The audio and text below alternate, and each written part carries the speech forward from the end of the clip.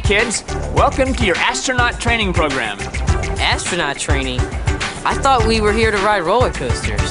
That's exactly right. I want you to be able to experience the thrill of space travel. And the best way to do it here on Earth is on a roller coaster. What do roller coasters have to do with space travel? I know that roller coasters go fast, but not nearly as fast as rocket ships. That's right. But it turns out the thrill of space travel doesn't come from going at high speeds. It comes from accelerations. We've learned before that acceleration is a change in speed or direction. Precisely. The important point is that forces are needed to cause accelerations. Remember the law of inertia? I remember. It states that objects at rest stay at rest, and objects in motion remain in motion. Very good. Let's get this bowling ball rolling.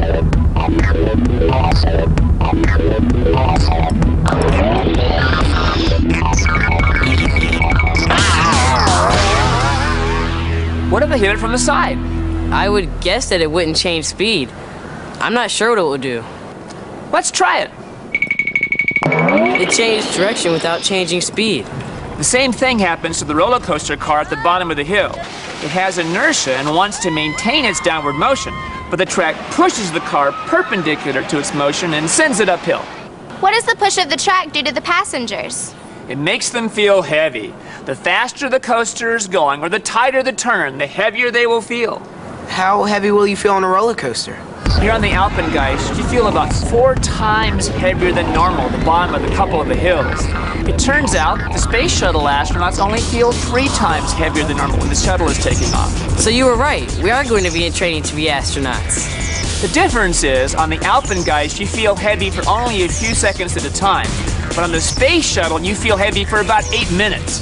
Don't astronauts also feel weightless? Will we be able to experience that on the Alpengeist? You bet. Once the engines are cut off after about 8 minutes and the shuttle goes into orbit, the astronauts are weightless. Weightlessness is experienced when only gravity acts on an object. It's called free fall. Let me show you. When I jump off this bench, the points of my hat will float as if they're weightless, and this spring hanging from my hand will collapse.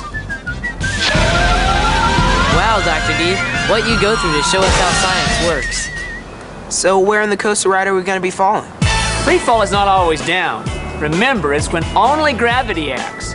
So when I throw this koosh ball, watch which path it follows. I've seen that before with the vomit comet when we were learning about habitats. I think it's called a parabola. Very good. The coaster goes over a parabolic hill and twists at the same time. For a few seconds, you're weightless. This is going to be exciting. Can we go on the ride now? One more thing. You can tell how heavy you feel by watching this accelerometer. When you feel 3 times as heavy as normal, this mass will be pulled down to this point right here.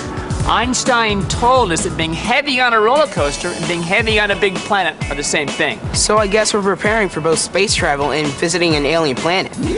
Let's go on the ride. I'm ready to be an astronaut. Okay, it's good to experience the physics and not just talk about it. Don't forget to watch the accelerometer and try to figure out where you are when you feel the heaviest. Come on, let's go. Ready? Here we go.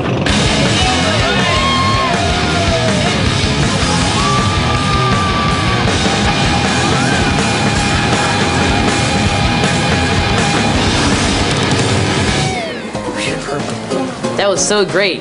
I felt heavy at the bottom of the hills. I noticed the accelerometer read more than 3 a number of times, but I lost count.